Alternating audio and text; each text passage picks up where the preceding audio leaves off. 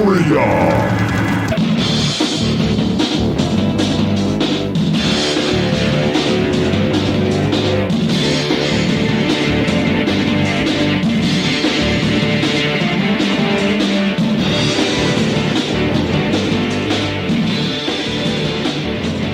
Welcome back, my friends, to the InObscuria podcast, a podcast where we exhume obscure rock and punk and metal, and we put them in one of three categories: the lost, the forgotten, or the should-have-beens. My name this week is Kevin Williams, and I am joined by Mr. Robert Harrison. My name this week is Robert Harrison. Perfect. I got it right. Good guess. Yeah, man. So what are you up to this week, sir? I spent some real quality time with my chainsaw today. Several hours hanging out with the chainsaw. Haven't done that in a long time. It's let me see your hands. Hold your hands up. You got all your digits. All 21 fingers, toes, and other things. So it was a successful day with the chainsaw. And I topped it off by driving around town in the band van, kidnapper band van. Nice. Styling, and went to Home Depot in the band van and got some comments from people. Did the popo follow you again? No, not this time. Just the employees are used to seeing me in another vehicle, and they were like, "What are you driving? What is that?" This is classic. Let me tell you the story of Moose, the band van. Yeah, have a seat. Yeah, have a seat. It's got a lot of stories. But no, it usually stays in mothballs across the street in the woods, away and out of sight of my guests, so they don't think I'm a kidnapper. Do we happen to have the story handy? We do. Let's give the story to the people. Moose the van. So this is the official story that was on our website. We all had our own bios on our band page, and so I guess we should give background. Yeah. So Robert and I, if you don't know, if you're a first-time listener, welcome. And we were in a band called Big Jack Pneumatic, and we had this amazing machine that Robert acquired that we would go gigging in, and we called it affectionately Moose. And check out our Facebook page. You'll see some photos of that. But basically, rolling out of Detroit, Michigan in the early 80s, Moose, as we named it, was transported to a large dealership in Southern California. After only 20 days on the lot, the old gal, as they called it, was purchased by Universal Pictures for use in the popular television show CHiPs. So if you don't remember CHiPs, that stands for California Highway Patrol. You can Google the TV show CHiPs. Or if you're too young, there was a movie that came out in more recent times where they that's right. Yeah, they kind of spoofed it a little bit. But while she was never driven by the likes of Eric Estrada or Larry Wilcox, those were the two main characters, she was the darling of TV's hottest pimps, thieves, drug dealers, and even a roller derby team. Her most well-known scene was in 1983's episode number 130, Drug Daddy / Disco Baby, where Moose narrowly escaped being pummeled by superstar monster truck Bigfoot. After the show was canceled, everyone thought Moose was a shoo-in for the new series, The A-Team. However, Big Blue lost to a fancy black van with a red racing stripe, spoiler, and a bubble window. It was at this time that Moose was stolen by none other than washed-up CHiPs actor Paul Link, who played Officer Grossman on the show. Link made it all the way to Atlanta, Georgia, in a crazed 4-day cocaine-induced trek across the country before disappearing after a night of drugs, booze, and strip clubs. Moose was abandoned in the parking lot of an establishment called the Gold Club. This was a absolute legendary strip club here in Atlanta. No longer exists. It was legendary, and then it was taken over by the mafia, and then it was basically shut down because let's just say it was legendary. So they abandoned her in the parking lot of the Gold Club for several weeks, just sitting there before Fulton County impounded the van. Moose was put into the state of Georgia Motor Vehicles Department Transportation. She was retrofitted with a hydraulic lift in the back for wheelchair access and a state seal on the doors. These were dark times used to transport the mentally ill and detention center rejects. Moose spent the next 11 years serving as the state's road dog. In 1996, she was decommissioned and sent to rot in a small junkyard on Marietta Street on Atlanta's west side. Alas, the girl was not done. In 2002, she was purchased by the Jesse James of band vans, Big Jack Pneumatic frontman Robert Harrison, that's me, outfitted with an rock and roll spray paint job, black, new old engine parts, bubblegum, duct tape, and super glue for the Berber carpet. Oh, it's nice Berber carpet, remember? It was a great Berber carpet. That was like fancy for that time, and it smelled so good. The best damn drink holders money can buy, those are still in there, the right? best damn drink holders ever. Let me tell you, you can fit small drinks, big gulps, 40-ounce, tall boys. I mean, everything in it stays in there. We used it as a band van ever since. Then when we retired, or I retired, the van retired from being a band van, but it occasionally came out of retirement for Kevin's new band a couple of times and for other trips. That's right. The Swear would actually use the van from time to time. And I was the chauffeur for that. Thank you very much. That's right. And then roadie extraordinaire. Bachelor parties. You remember those? Yeah. Camping trips. Birthday parties. Any excuse to ride around in a creepy-ass kidnapper van. And so since then, it's just been kind of a work truck. We take it out occasionally. I've had the cops called on me twice for doing nothing but sitting in the van waiting on somebody, and the cops were called. So it evokes very strong emotions. So all of that to say, I don't get to spend a lot of time with it, but every once in a while, you know what? It comes in handy to go to Home Depot. That is just an amazing story. And after you get pulled over for allegedly stalking, go listen to Pot of Thunder, Cobras and Fire, Growing Up Rock, Slamfest Podcast, Decibel Geek, Metal Up Your Podcast, The Hustle, The Dummy Room, Podcast Rock City, History Science Theater, State of Amorica, Rock Strikes 10, Potter Than Hell, The Podcast, The Kiss Room, I Love It Loudcast, Ages of Rock, The Synaptic Empire, and Monty's Rock Cast.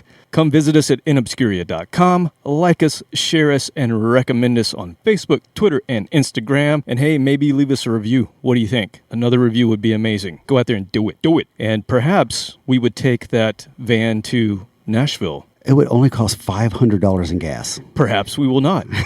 And what are we talking about? This August will rock as Rockin' Pod returns to Nashville.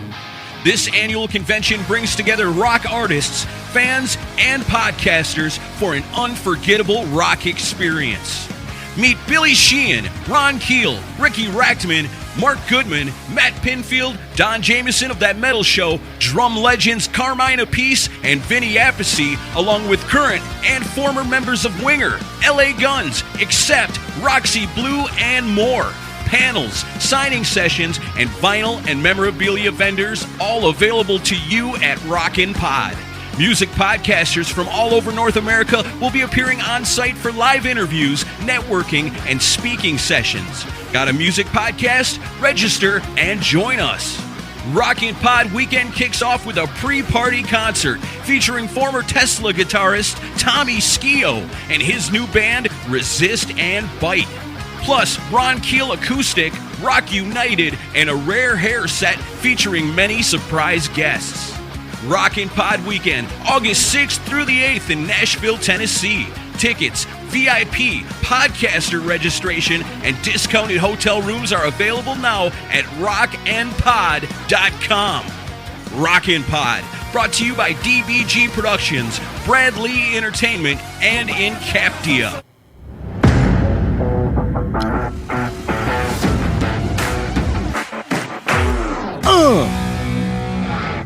Oh, I thought Kid Rock was here first. Oh, damn. Tease me like that, man. That was getting down. Yeah, so come hang out with us in Nashville. We will not have the van there, apparently, because I'm not paying that kind of money. No, it's 6 miles to the gallon. It'll be a long trip. Yeah, we actually may not make it. We have to stop every, hour and a half to fill up again. Yeah, so sorry, Baco. We may not be bringing the hot tub, because that would be our only way to get it there. Yeah.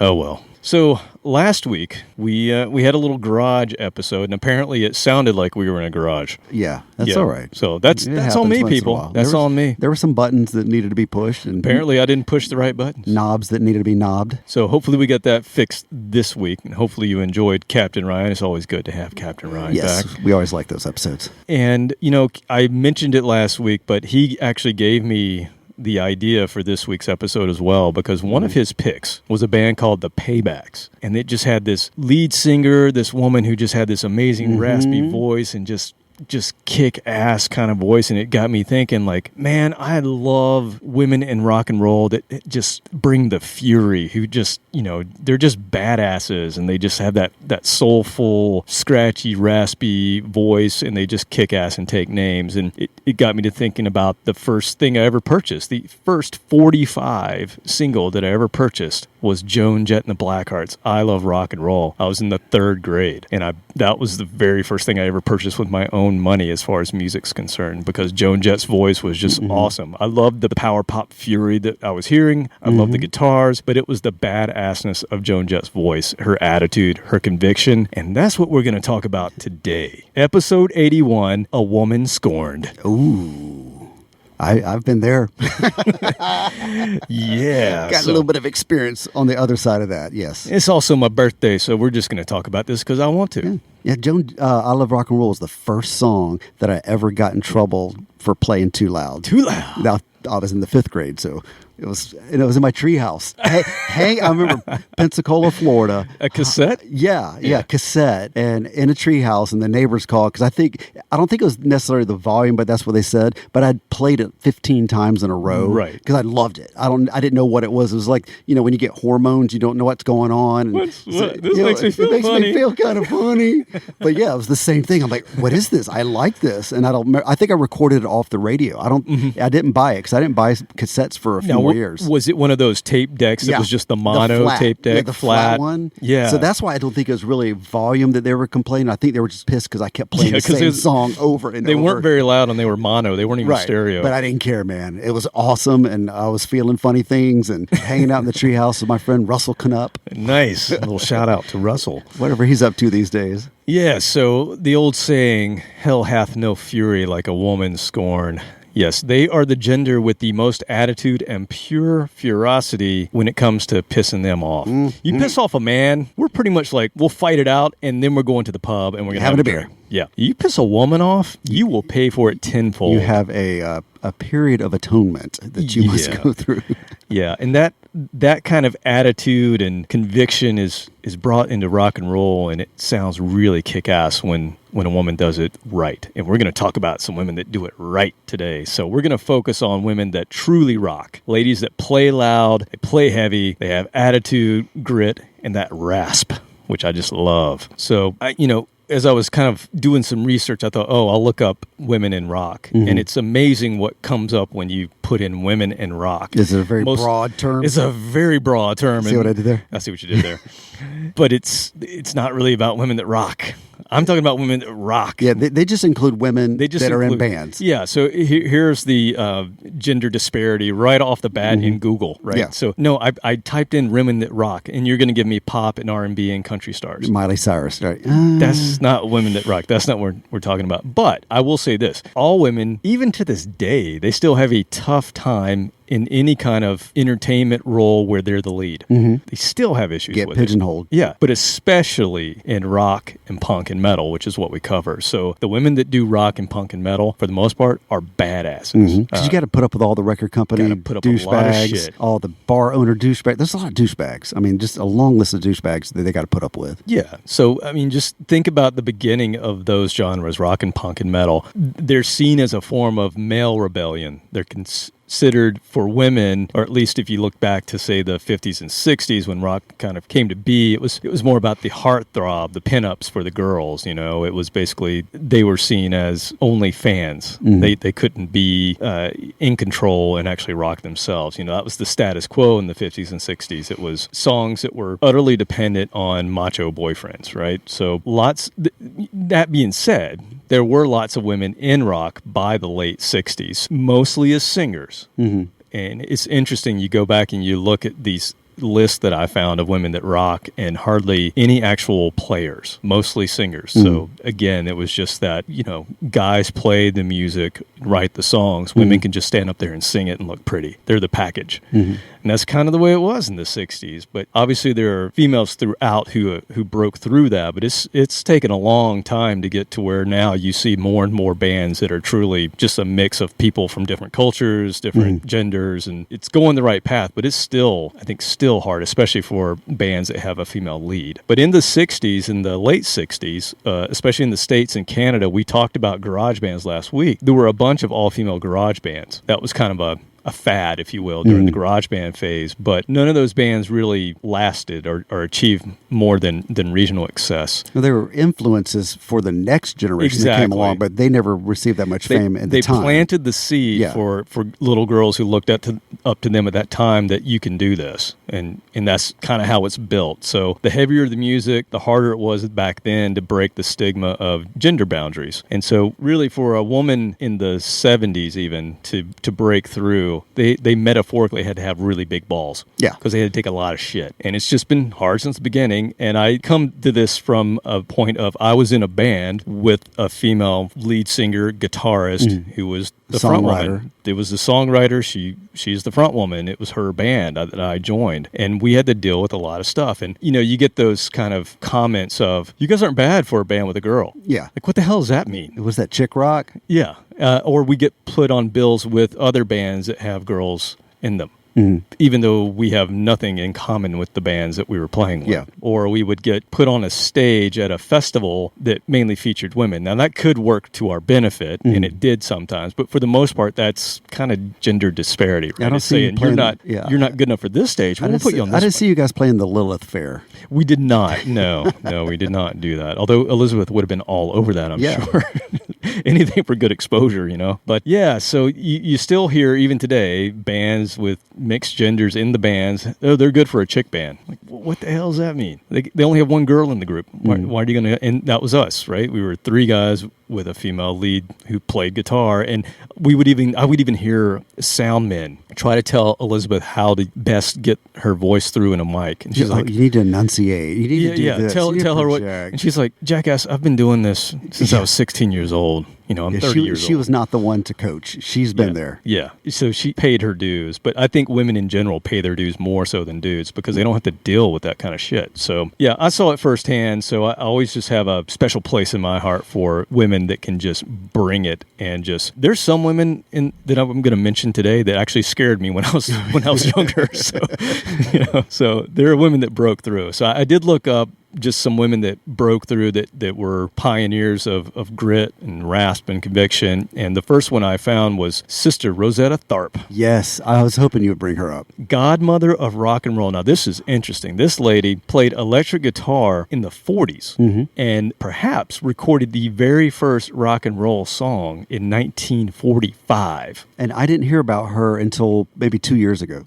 2 or 3 years ago for the first time, despite having been in a band. The internet's been around for a long time, so we've done all kinds of research and looked at every single video on YouTube, but for some reason that popped up in a Facebook feed, and it was very enthralling to see how far in advance she was. Yeah, and she could jam. Yeah, she could jam. Yeah, it wasn't like she was just a singer. No, she was pioneering because she was some good licks on the guitar. Yeah, she was pioneering because she would play electric guitar. That guitar is gorgeous too. Did you see the guitar in the video? Yeah. Oh. She was of color. Yes, and she was playing a new style of music that they were calling the devil's music. Yeah.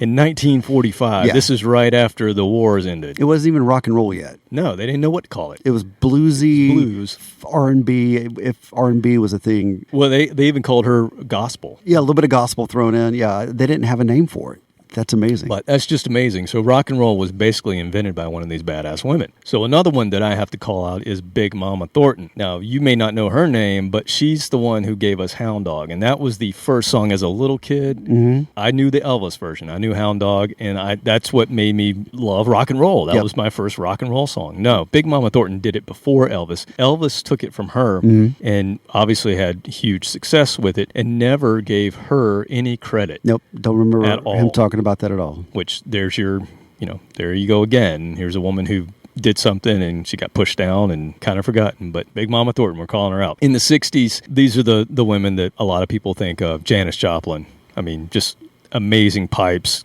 First singer I ever heard that had that truly just gut-wrenching, raspy voice that you almost don't like it, but at the same time it's awesome. Yeah. It's jarring the first time you hear it. It sounds like Jack Daniels. Yeah, it sounds like exactly what it sounds gargling like. Jack Daniels, rusty nails in the back of your and some throat. Marlboros. Yeah. And Grace Slick. Yep, Grace Slick's one. Now she was a little not as raspy, prettier, but powerful voice. Tina Turner. God, yes. I mean, she brought it for 30, 40 years. I mean, just amazing voice on Tina Turner. And think about Heart, man. What they did in the 70s, most people forget how groundbreaking they were. But the two sisters in Heart, I mean, to come from where they were to have the success they had in the 70s to keep it going through the 80s. I mean, amazing group. And they played guitar. So that was another big thing. God, I just saw a video of them with Alison Krauss singing. And God, that was, talk about, Nancy already has an amazing voice, and so does Anne, but you put in Alison Krauss as the singer for that. I'll have to send you a link to that. I'll check that's that awesome. out. And then we played this next person, Susie Quattro. We played her in episode 23, which is our 1970-75 time capsule, but she was the kind of the first teenage girl who came onto the scene, who had her own band. She played bass, she rocked, and she inspired a group that came after her called the Runaways, which happened to feature Joan Jett, Lita Ford, and Cherie Curry, who went on all to do their own things. And Joan Jett obviously is where I just got hooked on the first thing I ever bought, I Love Rock and Roll. Also in episode 12, our New Wabum episode. What is that again? New Wabum. Our new wave of British heavy metal. Right, yes, that's what I said. Yes. In episode 12, we had a band called Girl School on, which is an all-female new wave of British heavy metal band that was amazing. Not the Britney Fox song. No, not the Britney Fox song, although I do really like that song.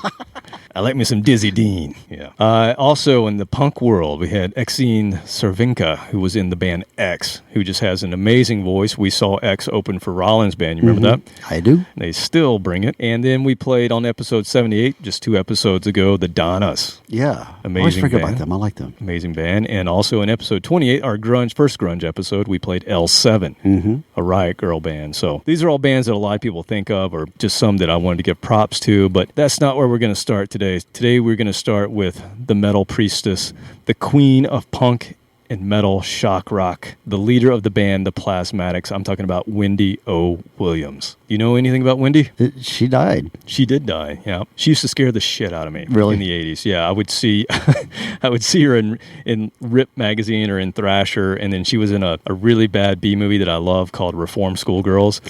And I predict that's about the time you became a man. it is, yeah. But Wendy kind of scared me. Oh, yeah? In a good way. I've never seen the movie, so I've seen still photos of her, but I've never seen her in work. So she was known for being kind of the shock rock lady, right? So she was kind of your Alice Cooper meets Kiss meets Iggy Pop all in one, and she was at first considered punk rock. So she was known for onstage theatrics, which included a lot of nudity, exploding equipment. She would shoot shotguns on stage. She had chainsaws on stage, and she would saw guitars in half. We needed to step it up. See, if I'd heard about that, we would have been kicked out of every venue we played at. And there's some great old TV shows where she actually brings a car onto the TV stage and blows it up during the performance. She did her own stunts. That was in her videos. So if you go look at the videos, it's not a stunt person. It's her doing all of them. She got hurt a lot. She would jump off moving buses that exploded. She would crash cars. One of their, I think their second album has a car that actually got crashed into a pool, and that's the cover of it. And they're all sitting around beside it. Sounds like something we would have done. Yeah. Yeah, some of the people we hung out with. But going back to kind of who she was, where she came from, she was actually a runaway. So she was a true rock and roll rebel. She arrived in New York City in 1976 and began performing in live sex shows. And then in 1979, she met Rod Swenson, who was kind of the guy who put together Plasmatics, and he was the kind of the colonel, if you will, for her. But he put her in a movie, a porno called Candy Goes to Hollywood first, but then he decided, you should be in this band called the Plasmatics. So they started the Plasmatics, and they were kind of the darlings of CBGBs for a while. So they had true punk cred in New York, and they made punk albums. Their first 2 albums are considered punk albums, but then they did an EP in 81 called Metal Priestess, and she sort of switched from punk to metal, so she kind of did all of it. And she was also the first person, I think, to really have that mohawk. She started that whole mohawk that's spiked up really high. That we iron it and everything. Yeah, so she was kind of the person that brought that into the forefront. So she was a pretty cool lady. Her vocals are sort of either you like them or you don't. I happen to like them. It's really gutty, really raspy, just really from the throat. And I always wondered how she did it, but I read something that said on making one of the albums, she pushed her vocal so hard that she had to make trips to Germany just to get some kind of special treatment so that she could continue the recording process. So she did a lot of damage to her vocal cords apparently, but the sound she got out of her voice was pretty amazing. She did 5 albums with the Plasmatics. She did 3 solo albums, all from 1980 to 1988. And you'll like this, she did a single in 82 with Lemmy, with Motorhead, called Stand By Your Man, and then they each covered one of each other's songs, which is pretty cool. So You'd Nice. probably dig that. But they never broke through. They never could quite break through, and she was actually nominated for a Grammy for Best Female Rock Vocal Performance, which is amazing, in 1985. That was her first solo album, and that album is what I'm going to play from. It happens to be produced by Gene Simmons. So Kiss took the Plasmatics out on tour with them for the Creatures tour in '82, which was when Kiss was on steady decline from a performance standpoint. But the Plasmatics opened, and then after that, Gene Simmons said, "Hey, I'll produce your next album." So he produced the album. They had some kind of legal dispute or something, so she just had to go under her own name, and the album was called W.O.W, W-O-W, so Wendy O. Williams. But it also featured Eric Carr from Kiss. It featured Ace Frehley, came back, did a track with her. Paul Stanley wrote with her and played on a track. And even Vinnie Vincent is kind of uncredited, but he's on certain tracks as well. So some people consider it kind of the long-lost Kiss album, but there are a couple of songs that Kiss actually would later put on their albums as well, stuff that Gene wrote that she played. But Gene actually plays bass on the whole album, and he goes under the name Reginald Van Helsing on the entire record. So it's pretty cool. That was kind of it. '88's when she did 2 solo albums that were very much Plasmatics style metal. And then her last solo album, she tried to go rap, and it was bad. Of course, I own it if you want to hear it. But it's not. It's a collector's item. It's not great. I actually bought it at Rockin' Pod 2 years ago. This place is a bad influence on you. Yeah. So you anyway, need to buy stuff like that. So she retired essentially from music and went, and I think she was an activist with animals, and she was a vegetarian, and I don't know, she was not the person that maybe you thought she was on stage, which is a lot of times is the case. But she lived in Connecticut, and then she actually tried to commit suicide several times, and then she actually succeeded in 1998. So she was in a deep depression apparently, and killed herself. It was just time. So I don't really know why. I didn't read into that. It's not important. What's important is the song that we're going to play. What she left us. Exactly. So I'm going to play something from that album from 1984 that Gene produced, and the song is called, I thought it was fitting, the song is called Priestess.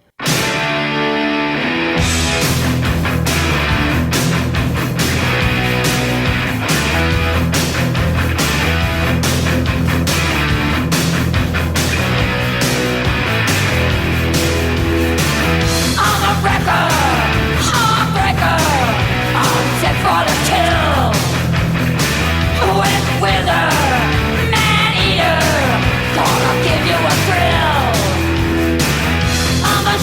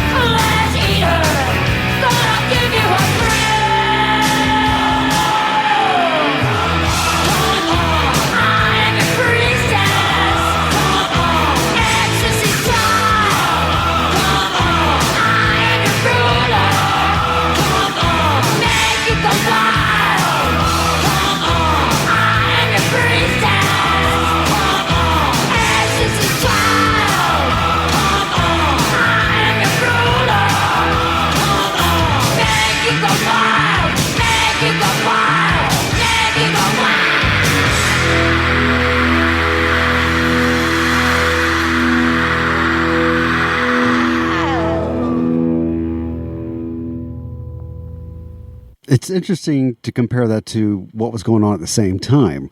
You had hair bands that almost all of them, not all of them, but let's say a lot of them, the male vocalists were celebrated for having a very high-pitched register, these Right. Halloweens and fire, whatever else. You can name 500 bands, the same thing. So they were celebrated for having these high-pitched, screamers that didn't sound that much different than she did, and that the band behind her sounds a lot like Wasp, but just that hard driving, not too heavy on the metal side, doesn't have a lot of the dual guitars like you would have in a lot of the other bands. So she had the same elements a lot of these other bands were going on. So I don't know, maybe it was something about the fact that she wasn't a sex pot, like she wasn't a Lita Ford that was all about the sexiness. Yeah, she was shock rock. She was more of the shock rock side of things.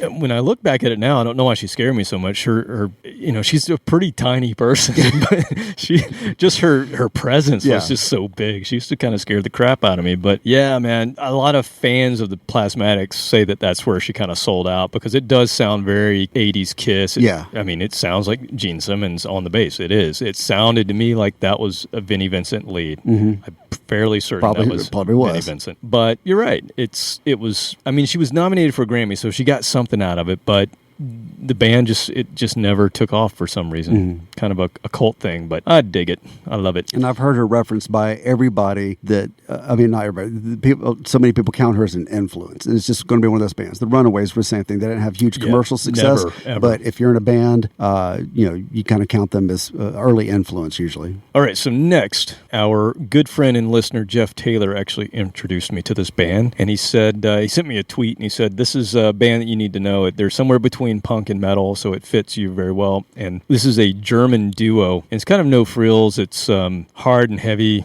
but it's new. It features just an amazing voice of this lady. I think it's Caro Loy. And what I was reading, at least, they were comparing her to Hailstorm, and then at the same time they were comparing them to Motorhead. So, okay, I'll definitely try this out. And I listened to it, and that's kind of what you get. And interesting name for a band, but again, they're from Germany, so, that's whatever. Brunhilde. So they didn't have any American friends going. I don't know. Well, translate. So I just assumed that's some kind of play on it. That was a witch's name or something, right? Brunhilde. But no, this is Brunhilde. Brunhilde, which is I think that might have been first. Must be an old name. And Brunhilde was a kind of a cartoon character. Well, so that's what I thought was funny, and I looked up where the name came from, and sure enough, they got their name from Quentin Tarantino's Django Unchained, is where they got it, because I guess in the movie the protagonist's wife is called Broomhilde, right? Which is what you just said. And they thought it was funnier to reference Brunhilde, which is apparently from Wagner's opera. So I guess it was a name used in an opera. And I'm pretty sure it was in Bugs Bunny, too. It was. That's, I think, where I know. I was trying to figure out where do I know that from. He had a cartoon that was the witch with a witch. That was the witch with the pins that would fly out of her hair. Yeah, exactly. Okay. All right. Abracadabra. Now it's... Hocus pocus. Now it's making sense. But I still don't think it's the best name, guys. No. I think we should have rethought the name. But name aside, the band rocks. They've had 3 albums and an EP since 2015. And this album came out during pandemic, so this is a 2020 album. I want to give it a little love. This is actually a single that released. Now, I didn't realize it was a single until I did a little research. This was just my favorite song, so I guess I'm a singles guy. But this is a song called When You Were Born, I Was Already Dead. And the name of the album is To Cut a Long Story Short. You got to go check it out.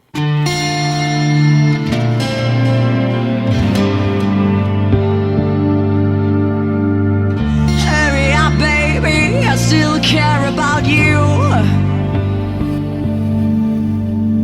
You're too slow, I have to break through. But at some point, run away from you.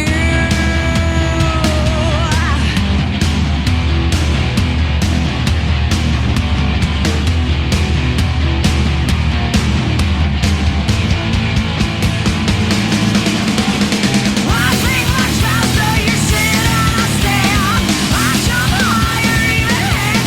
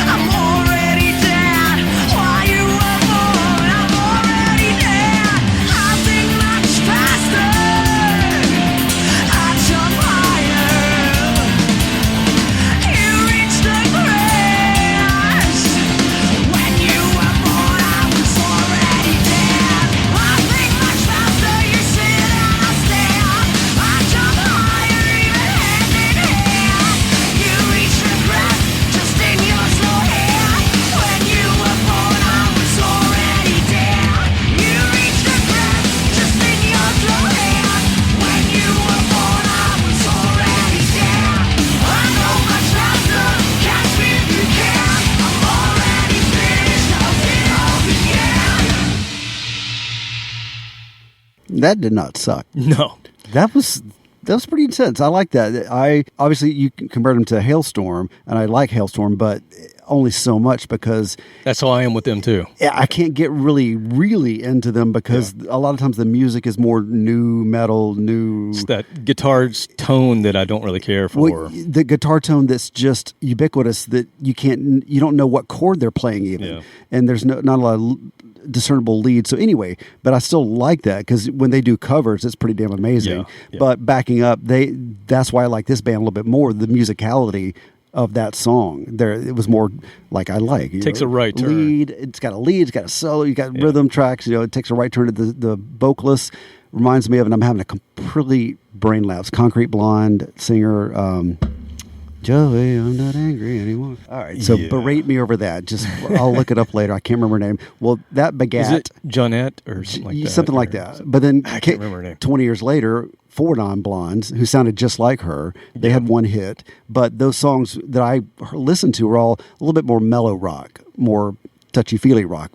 And if you were to take those singers and put them into a metal band like that I think there was an opening for that. I just didn't get to hear it. They actually reminded me of Skid Row a little bit. It sounds like the more recent version of Skid Row with Slave Rob. to the Grind. Yeah, Slave to the Grind onwards is kind of, I mean, I wouldn't mind if she went and sang for Skid Row. That'd be kind of cool. We know people. We know people. Call up Rob. They need 2 singers. Yeah, they need 2. Well, keep ZP and then have her as well. That'd be pretty badass. He can go get a beer. Exactly. Go get a beer, man. Yeah. Go over there. Get a beer. Anyway, I dig it. So let's talk about next a vocalist who actually did just that. She was kind of a backup singer to a band that I was really into. So for fans of Queensryche, and mostly for fans of their rock opera called Operation Mindcrime, you'll know this woman's voice. So I was introduced to her amazing pipes in '88 when I discovered Operation Mindcrime. And she plays the part in the story of the hooker turned nun, Sister Mary. And there's an amazing, I think it's probably 9-10 minute song called Sweet Sister Mary. And it's basically Jeff Tate going back and forth with this amazing female vocalist. Her name is Pamela Moore. And she's a Seattle-based artist who, in the early 80s, she had 2 pop albums that were just solo pop albums, and they did okay regionally, but didn't really break her. But then in 1987-ish, Queensryche calls on her because Queensryche are also from Seattle, one of the first Seattle bands, along with Heart, not to be grunge. So they asked her to sing on Mindcrime, and she did, I think, a couple of tracks on Mindcrime, if I remember correctly, and she plays the character because it is a rock opera, right? And that was a huge success, and it completely changed the trajectory of her career. No longer was Pamela Moore going to sing pop. No, she better stick to this metal thing. So she actually toured with Queensryche as a backup singer when they had their Uber hit with Empire. Remember, they were big for a bit. I mean, they opened the Grammys or something like that. I remember. Yeah, I mean, they had some massive success. So they Silent Lucidity, that was huge. Yeah, so I saw Queensryche the second metal show I ever went to. My first show ever was Van Halen, and I can't really remember the name of the opening band. But my second show, probably, I don't know, maybe 2 or 3 months later, was Metallica. It was the Justice Tour, and Queensryche opened. So I was on cloud 9, man, because I was way into both of those bands at the time, and especially Mindcrime, and that's basically what Queensryche played. They played, they had their 40-minute slot, so they focused on Mindcrime. But it was a very stripped down version, right? They were opening for Metallica, so they basically had a backdrop with the Mindcrime logo, and it was just them on stage. Yeah. That was kind of it. But if you go back and you look at them in 1991, when they were touring Empire, man, they had a huge production. They did the entire Operation Mindcrime on that tour, and they had Pamela Moore come out on stage and play the character live and do the singing and it's amazing. You should definitely go check that out. And they filmed the whole thing, so they released it as a full production DVD live album. Well, at the time it was a video cassette. Oh. Yes, a VCR tape. Remember those? I do. You need to go check on your dog. Hey! Knock it off. Hey, Queensryche, go.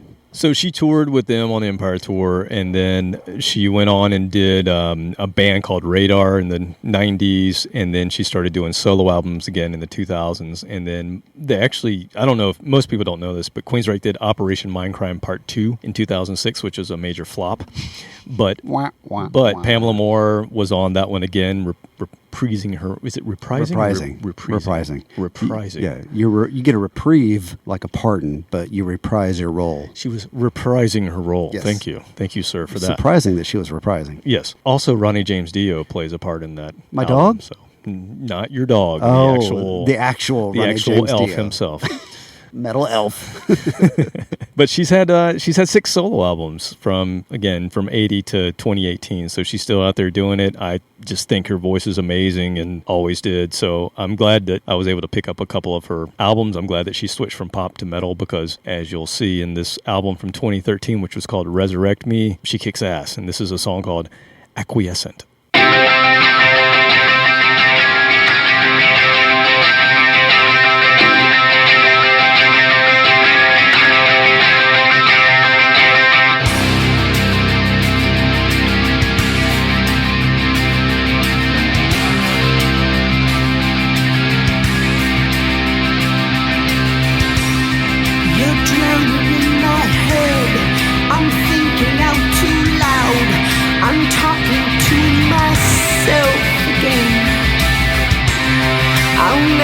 Make the sense of this drowning in my head, constant pounding in my head.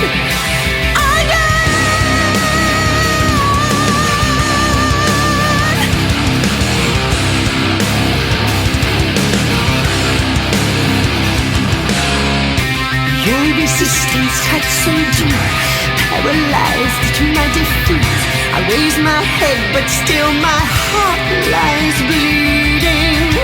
A simple treasure you discard, a precious moment leaves your mark as you find your way to another heart.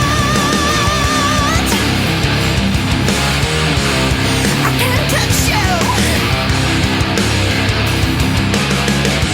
One day you'll feel this pain I suffer, truth and lies. You'll taste your own destruction, a battered hearts and lives. You're drowning in my head, I'm thinking out too loud.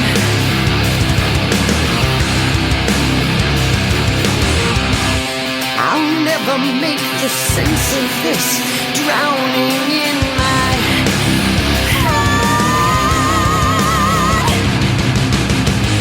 One day you'll feel the pain I suffer, truth and lies. You'll taste your own destruction, a battered hearts and lives.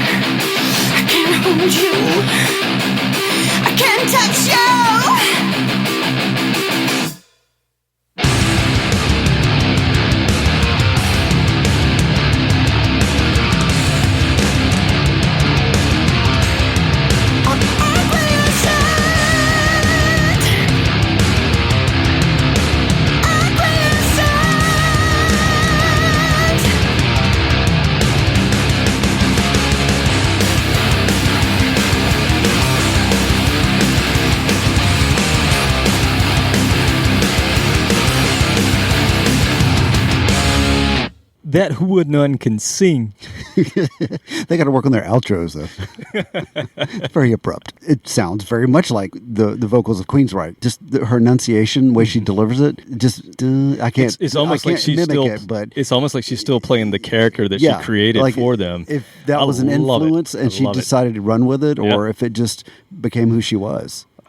Whatever it is, I like it. And it's very powerful. It's not as growly, but she has the same power. It's there, though. It's there. When she sings kind of in her deeper register, you can hear that rasp a little bit. It's just the But perfect... like Wendy O, you can totally understand what she said with her absolutely trashing her voice because, I mean, she, from start to finish, was just thralling that voice. Yeah. I almost think that, and she's from Seattle as well, but I think that Pamela Moore has she must have a lot of influence from Ann Wilson. I mean, it has that heavy kind of hard sound. Operatic almost in the upper extremes. Just almost that, a lot of people say that Ann Wilson could sing Robert Plant better than Robert Plant, and kind of the vibe I get from Pamela Moore as well. So, well, there's that video of them doing Stairway to Heaven and Robert Plant or Jimmy Page. One of them was moved to tears at the end of it. They were they went out as the Love Mongers instead of that's right, instead of as Heart, and just did the duo acoustic. It's pretty powerful. Stuff. Oh my God, it's so good. But yeah, totally dig Pamela Moore. You should go check out some more of that if you're not familiar. You probably heard the voice before though, right? All right. So next, I'm going to talk about a band that was required listening before my first rehearsal with The Swear in 2004. You had homework. I had homework. Elizabeth sent you home with homework. It was... Go take a shower. So there was a manager, right? There was a manager at that time, and she, when I tried out for The Swear, so the way this worked was we were in a band called Big Jack Pneumatic. Our drummer, Kent, left to join this band called Alistair, who we had actually played with at a venue here in Atlanta. We were on the same bill with them, and I guess he got to talking to them afterwards, and Kent was ready to go and do something else. Just, drummers are nomads. That's what they do. He was ready to explode, like self-combust. Yeah, so it was his time. And anyway, he went to play with this band, Alistair, and then that became The Swear, and then he kind of called me up because we didn't really have anything going on for a bit. We had a hard time finding the right pieces because Big Jack Pneumatic was pretty much the four guys that we had. It wasn't the same. It didn't work otherwise. So anyway, he called me up and I went and tried out, and I talked to the manager and, told her who my influences were. And, one of the first things that they told me was, when you opened for us, which I don't know that we opened for them, but this is the way was misremembered. This is the way that it was explained to me. When you opened for us, you did this whole rubber neck thing, gooseneck thing. She's like, yeah, you can't do that in this band. It's like, and she was like, whatever. And she was like, this is a manager, and is there any way you can put your bass even lower than it is? Yeah, just sit on the floor. It's like Duff McKagan. You got those long ape arms. Not a problem. So, and the other thing that she said is, before you come to the first rehearsal, I need you to listen to the Distillers' new album, Coral Fang. Because that is the vibe. That is what I'm trying to capture here that's what I'm trying to get Elizabeth to go for. And it was pretty spot on as far as when we first started what we were trying to do. And if you don't know the Distillers, they're a punk rock band from LA, and they featured the vocalist, guitarist Brody Dahl. And she's actually Australian, but she had come to the States and put together this band. And this is a band that's forgotten. They were huge for a little bit. Like they were on the edge of breaking mainstream, but they were kind of big in the punk rock world, and especially the new punk stuff that was really pop punk that was really popping. But they were heavy, and she had that growly voice. She has that voice that I love, and they were signed to Epitaph in 2000, and she was married to Rancid's Tim Armstrong, who I think either owns or helps run Epitaph. So I'm assuming that's how she got on. And they toured in 2002 with No Doubt, Garbage, and they're a lot heavier than those bands. And their image was a lot tougher. So I can kind of see why maybe that hindered them a little bit, but still they went out and did it. And they just this is another one of those kind of gender disparity things where she gets more known for who she was married to or who she had a kid with than for her music. The content of her character. Yeah, so she divorces Tim Armstrong, and then she meets Josh Homme from Caius, Queens of the Stone Age. They're like this powerful rock couple. They have a kid, and so that's more of what she's known for than this band. And the band only put out 3 albums. The album Coral Thing that I was told to listen to, that was required listening, was their last album, and it came out in 2003. They split up in 2006. They've since reformed in 2018, but they still haven't released their 4th album yet. They're just hanging out again. So, well, they had something something to deal with last year. So just really great band. They had this major label release. It was set to do something, and like I said, it just kind of got swept away and forgotten. So I'm going to bring it back. And this is one of the singles. This was the first song on the album, first song I heard, and it kind of blew me away. And it's what you're supposed to sound like. And this was my template. So check it out. This is the Distillers. The Fiddler. with Drain the Blood from Coral Fang 2003.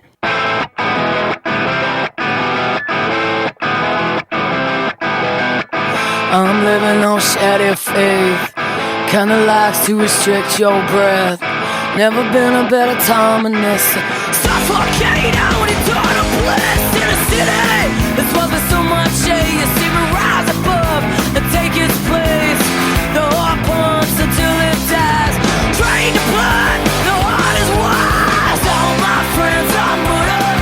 Hey, all my bones no marrows in. All these things want teenage rage. All my friends are murdered.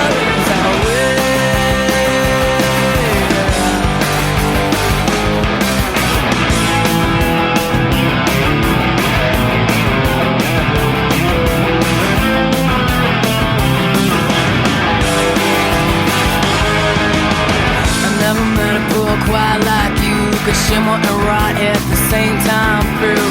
There's never been a better time in this end. Bite the hand out the frostbit evidence. All my friends are murdered. Hey, all my bones no marrows in. All these fiends want teenage rage. All my friends are murdered.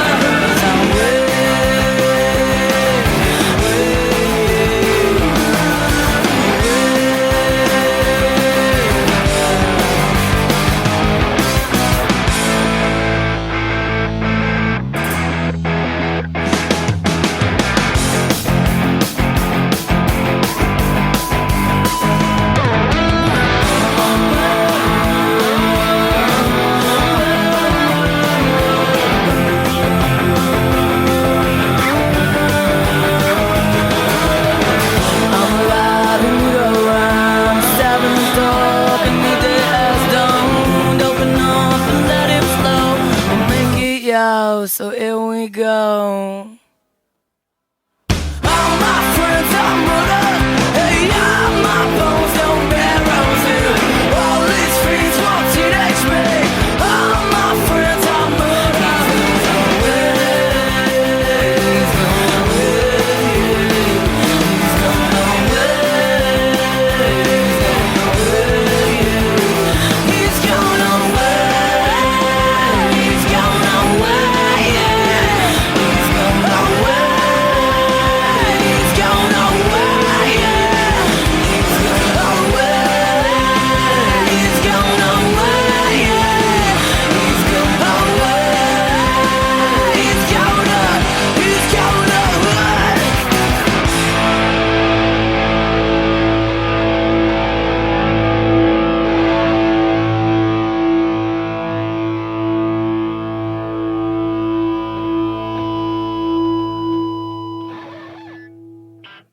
So she's taken, is what you're saying. She's still married to that guy? Yes. Damn. Yeah. Never mind. All right. Yeah, she's attractive too. You can tell. Nothing to do with what she looks like, but that voice. I would gladly have children with her as well. But yeah, Brody's kind of the whole package, man. She's pretty badass. But it was a perfect blend of raspy but melodic and sexy and all that together. And we probably shouldn't say sexy because we've just talked about how they get stereotyped in a certain way. But damn it, it is. Well, we're the opposite gender, so we can actually call it. I've never been called sexy by anybody, but it's still nice to have that come around. But compared to you guys, now The Swear had a few songs that sounded like that, but for the most part, you guys were on the darker side of that. That was compared more to you, gothy. That would darker meaning, gothy. This was more poppy compared to you, not compared to anybody else. You can sort of see that was a blueprint for the early stuff that we did, and then we kind of found our own sound. You guys definitely had your own sound, but since this was the music that was given to you to say this is how the direction we're going, it's not that far off what you ended up being. Yeah, well, and put it this way, I had no problem listening to that and going, Sure. okay, yeah, I'm into that. That's fine. That sounds awesome. There's no problems with that. Yeah. Sign me up. Now, Elizabeth's voice is not anywhere near that kind of rasp that Brody has. She's got a melodic quality to her. She can go both. either way with a voice. She's got a very melodic upper register too. We might play something later. We'll see. If we have time. We'll give a little tease. Yeah. But first, I want to talk about a band of very young sisters from Mexico. That's a weird transition, isn't Las it? Hermanas de Mexico. Yes, so this is a band that I have seen on YouTube for years, and it's one of those kind of cutesy things that started as, oh, look at these really talented girls who were young, who are covering classic metal songs, and it was one of those YouTube sensations. So this group called The Warning gained attention in 2014 for their cover of Enter Sandman on their YouTube page, and since then it's reached over 22 million views. So it got them a whole lot of attention at the time, and it's just grown. They would put out different songs from time to time, and it led to a guest appearance on the Ellen DeGeneres show in 2015. That's a huge audience. Huge. And these girls at the time were between the ages of 9 and 14.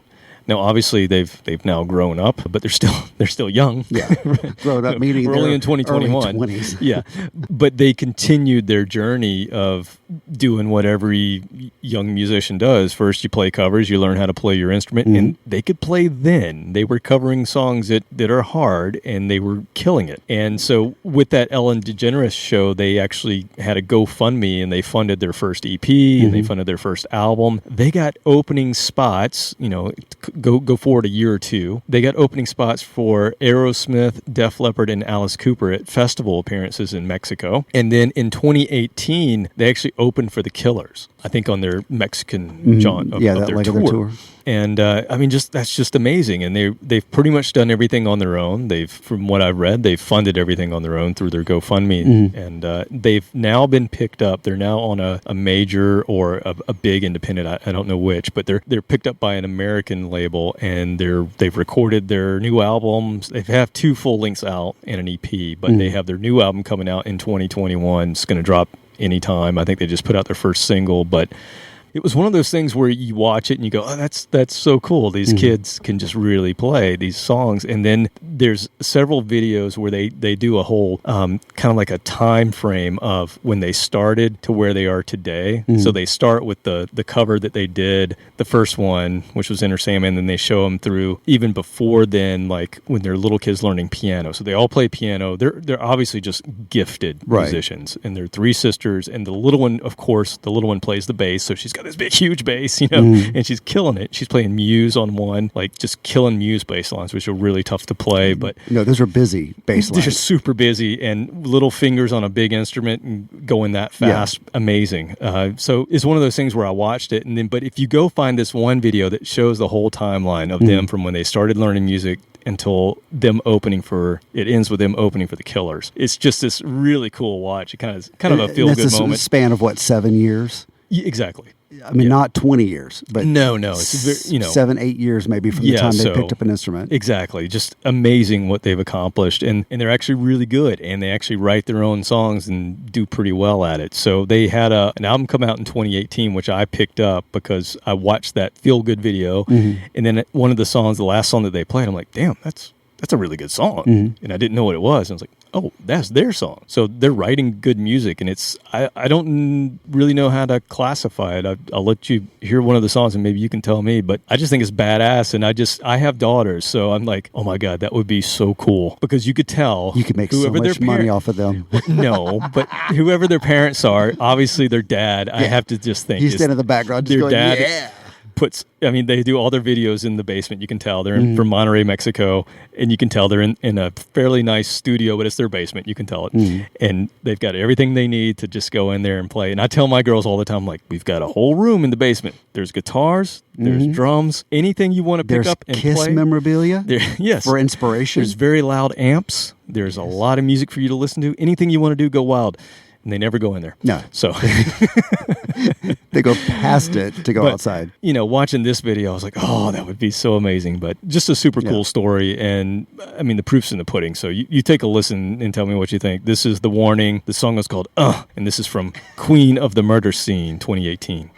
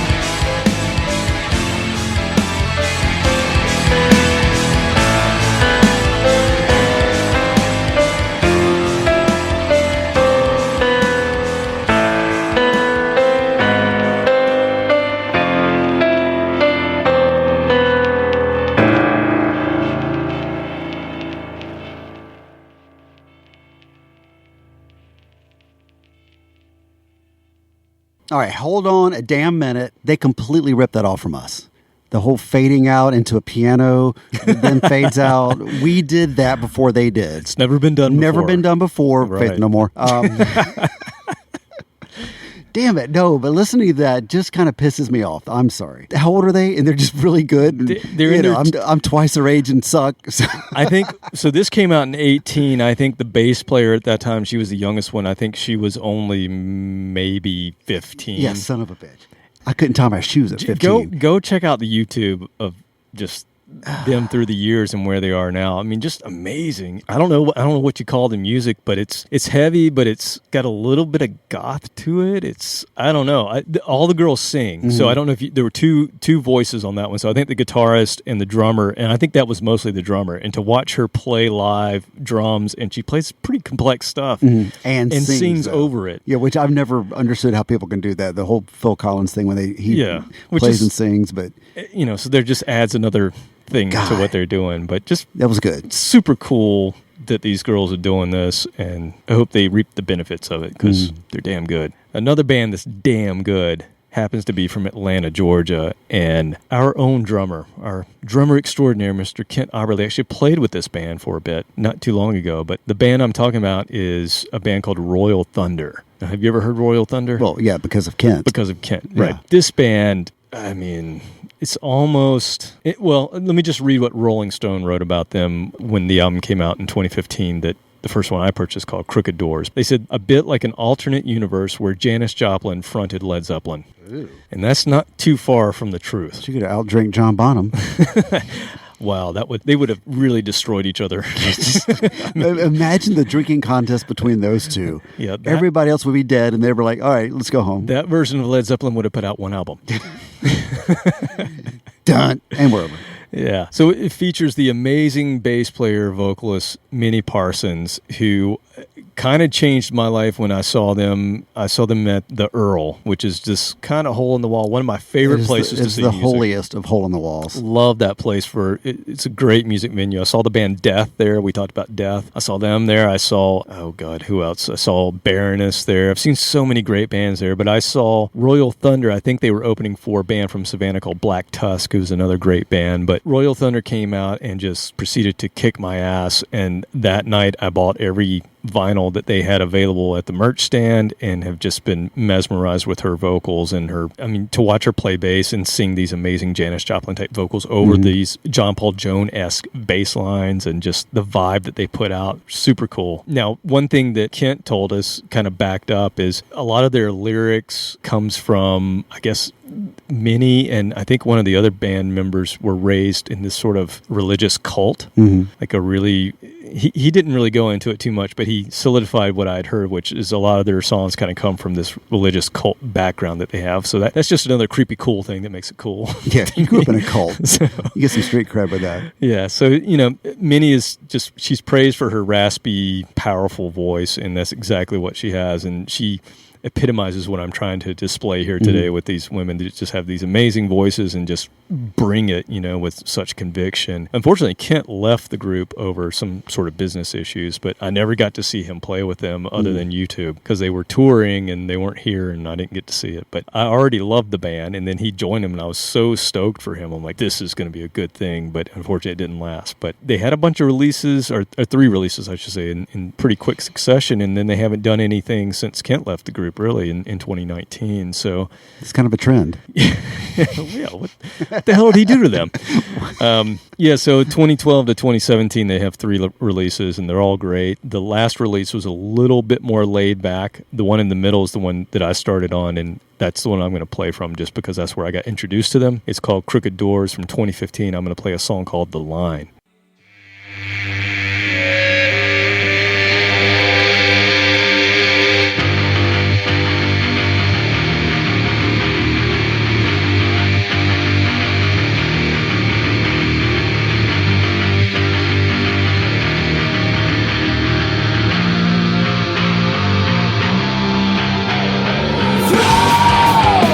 Your best friend into the fire. There's been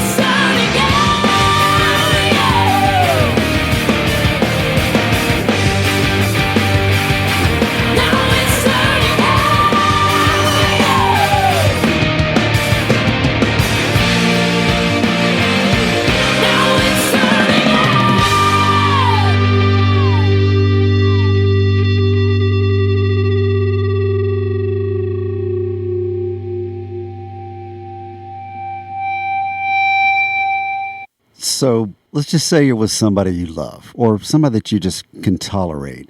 And that mood kind of hits you and you're interested in taking that to the next level. You can rarely go wrong with some Barry White to kind of set the mood, just put you in the right mood. But there's sometimes when that special someone comes walking in the stiletto heels and a whip that you might need a little Royal Thunder as your soundtrack. Right? Yeah. Like when I wear my stiletto, never mind. Yeah. Well, but anyway. I decided not to wear them tonight. Sorry you're right. About that. Yeah. Because, you're way too tall with that. But no, that first opening section was just nothing but Ronnie James Dio. Oh, man. She was good. channeling that. Then it drops down to just kind of almost a surf rock sound with the really clean guitar, and then kicks right back in again. That's some pipes. The vibrato on the guitar. The tremolo. Oh, man. But yeah, she's got some pipes. Damn. You should see it to be able live. to scream like that? Yeah, and she brings Controlled it live. scream. She's a small person. Yeah. She doesn't have, but she's her all presence. She's is all just vocal pipe, huge vocal cords, like they go down to her ankles. Yeah, I mean, yeah. So I saw her come up, and she's she's kind of a tiny girl, not big. Yet when she puts the bass on and she starts singing, all of a sudden you forget. It's just like Ronnie James Dio. He was a small guy, but when he started singing, what was he known for? He was 9 feet tall. Control. He could control a crowd. Yeah. So it's amazing to watch them live. I think you would totally dig it. I hope they continue. I hope they're still going. But it's been a minute since they put something out, so I wish they would. The next band sort of doesn't fit with the theme of our show because they've had some recent hits. But it's a band that I didn't really give the time of day because I thought that I knew exactly what they were. Yeah. But whose show was this? Who owns this show? Yeah, it's us. So we get to make the rules. Yeah, so but typically I wouldn't play a band that's not somewhat obscure. This band's actually doing really well, and I think if you're into today's standard of what is hard rock and metal, you'll know this band. But like I said, I didn't give them a shot. First thing that I knew about them that I wasn't going to give them a shot for was their lead singer was in a TV show called Gossip Girl. So right off the bat, I wrote it off because I'm like, he's some Hollywood band, you know how those usually go. Like they're usually not that great. They were assembled by a record exec, which is exactly what happened. Friends with a director. This girl Taylor Momsen, she was an actress on Gossip Girl, which was a CW teeny bopper show from the late 2000s. I don't think it's still out, but anyway, I don't know anything about it. Anybody under 50 doesn't use the word teeny bopper anymore. Just I know. Okay, whatever. I am under 50 though. I'm only 48 today.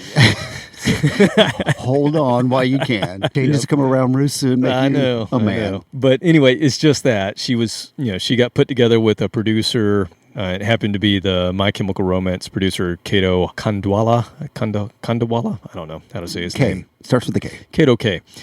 And they put this group together, and so that was a strike against them in my book, right? I didn't give them a shot. They toured, like the Vans Warped Tour and things like that, and I just assumed that people would probably throw stuff at them. They did opening spots for Evanescence and Guns N' Roses during the Chinese Democracy era. The low point. Yeah, well, I actually saw that Chinese Democracy show, and it was fun, but yeah, they didn't start until like almost 1 a.m. Grace was about to kill me. And they've had 4 full-length albums. The latest came out just this year in 2021, and I heard this first single and went, damn, I guess I should have given them a listen because I thought, again, they had that one thing against them because I thought they were a Hollywood put-together band, which they kind of were, but they're actually from New York. But I also just assumed that they were kind of like Hellstorm, what we say, kind of that, not new metal, but the newish version of hard rock that for the most part, I don't really get into for some reason. Something about the sound just doesn't work for me. I'll take it over a lot of other crap. Yeah, it's still rock. But I don't search it out. I don't buy it. I'm not going to go see the show. I'll listen to it if it's playing somewhere. But I like them when they do covers. But anyway, I heard this song and I went, okay, that's not exactly what I thought they were. Maybe their other albums are. I haven't heard them, but I really like this new album and I like this lead-off single. So I'm going to play today The Pretty Reckless is the name of the band. The new album that came out in 2021 is called Death by Rock and Roll, and the first single that came out, I believe it's the first single. The first one I heard is Death by Rock and Roll. It just kicks ass. Her vocals are amazing. Again, here's another pretty tiny in stature person whose pipes are just huge. So take a listen. If you haven't heard The Pretty Reckless, check it out.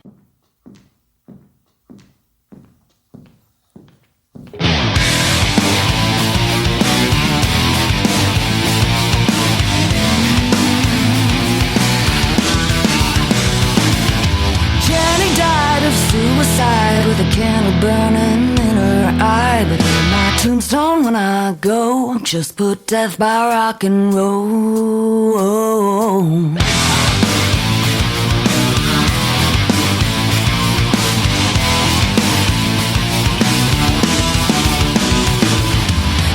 Forgot what he was on, but he broke the needle, dead and gone. But in my tombstone when I go, just put death by rock and roll.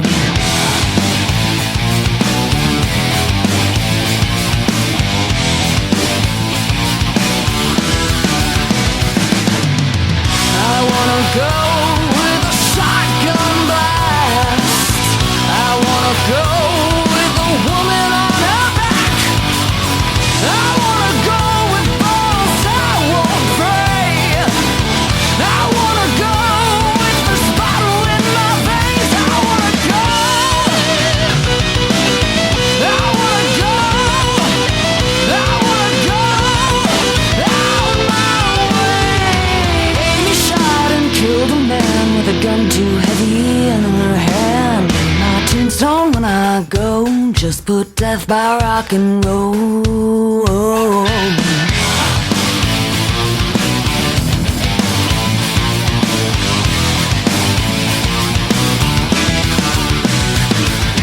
Janie had steel in her bones, but she burned away, but into stone. But on my tombstone when I go, just put death by rock and roll. I wanna go with a shotgun blast. I wanna go with a woman on her back. I wanna go with the sickness in my throat. I wanna go kill my rock and roll.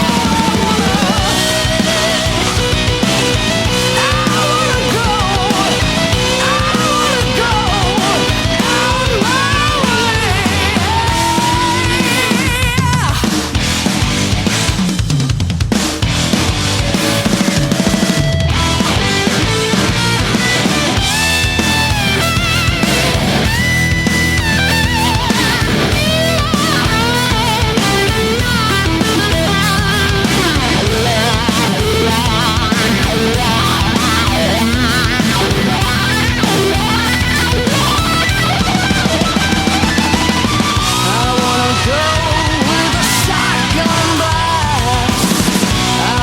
go out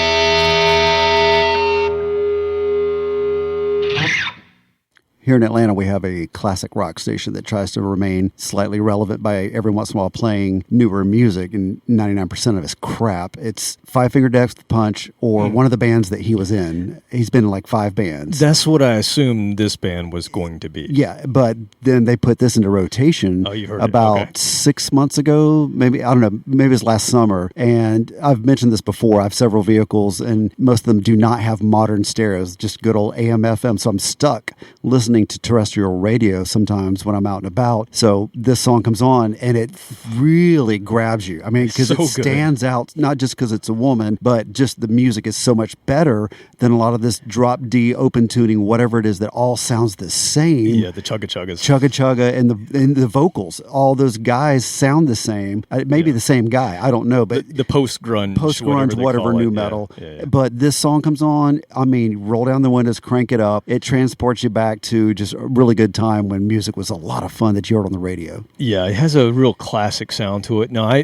I've not dug back in their catalog to see if this is a I've heard a few transition. others, and once again, a cover here or there, but they aren't as upbeat, fast-paced, let's just say. Some of them are a little bit slower. Yeah. And so they do drift into that newish metal, kind of, but still with her voice, it really stands out because it's so powerful. Yeah, It's powerful. So I just, like they schooled me in thinking that, judging basically a book by its cover, which is what I did with them. So I apologize because they kick ass. Yes, they do. And that song is so damn good. The whole album's good. They even had a little bit of country flair on it. I'm not sure if that was something they've done before as well, but even that song or those couple of songs that have a little bit of country flair to it, they sound great to me. So Well, that's a huge market, that alt country, not the really whiny stuff, but the Zach Brown band. You get into the rocking mix of country rock, whatever that is. And I'm not typically a fan of That's Not Me, but something about them, she's got a really powerful voice and just bring it. So I have one more song for you, and we've talked about it a bit, but there's a reason that this kind of music and these powerful women, just something I really dig, because I was in a band, like I said, that had just that. A very powerful woman. A very powerful woman in the lead. And, I will say that growing up, even though my first record I ever got was Joan Jett, from the period of where I was maybe more mature teen years until into my 20s, I hardly had any, I didn't buy Alanis Morissette. I didn't buy any of the alternative stuff with women in it for the most part. I mostly listened to bands with dudes. That was just what I was into until I heard No Doubt. And once No Doubt came out, that's when I was starting to really get into punk.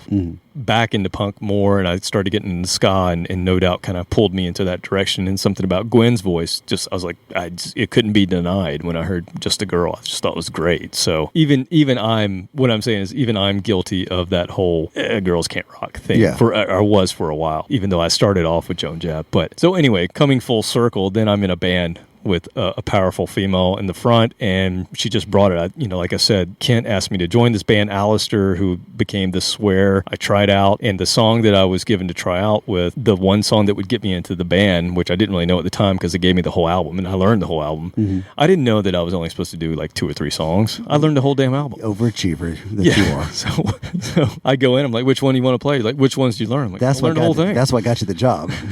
You just threw down right, walked in the room, pick one. Let's do it. Well, and that's basically what we did. She's like, well, how about this one? Well, how about this one? Well, how about this one? We went through the whole thing. She's like, okay. But the one song that I found out later got me the job was this song, Deadfall, which Alistair had recorded. I believe this, if I remember correctly, this is the song that she had written and won the John Lennon Songwriter Contest, which got us onto one of the Warped Tours. It got us onto one of their stages, and we did an interview really early on when I joined that band, and got us some really great gigs. And it was because of this song. So I'm going to play the version that we re-recorded in 2007. So this song, I believe, she probably will never want to play it again because I think we recorded it maybe 3 or 4 times. And she had just been, playing it every show. I think we played Deadfall, but it's just one of the songs that we were known for. We recorded it with Jeff Tomei in 2007, who is an Atlanta native, but you'll know his name if you listen to any of the Whatever Nevermind podcast, because he was the guy behind Smashing Pumpkins. He was the guy behind Jerry Cantrell. He did a lot of the grunge era production and engineering, and we recorded this song at Jesse James Dupree's studio in Kennesaw, Georgia. Yeah, the man with the chainsaw. It's called Cock of the Walk Studios. That's his catchphrase. You know that? Oh, that's his catchphrase? Yeah, everybody's got a catchphrase. His is "Wapow!" I really know nothing about Jackal. I saw him once open for Kiss. That is the only time I've ever seen Jackal. I've never owned anything, but we were at Jesse's studio. Yeah. And yes, there was a big log out front that had been hit with a chainsaw several times. So he had some wild stories. I mean, they started here in Atlanta, and in the early days before they hit it really big, they were known as pretty wild and crazy. Like bars would throw them out. They would throw the band out of the bar. They were that nuts. That sounds about right. So anyway, and we at the time we recorded this, we were in between drummers. So we got our buddy Mike Froge, who's we've talked about. He was with the band Double Drive. So he is playing drums on this, and just an amazing drummer. So great to have him on this recording. So I'm going to play the version of Deadfall from our release called Hotel Rooms and Heart Attacks that came out in 2008. This is The Swear. Bestows one final patronizing kiss and gropes his way, finding the stairs unlit. She turns and looks a moment in the glass. What shall I do now? What shall I do? I shall rush out as I am and walk the street.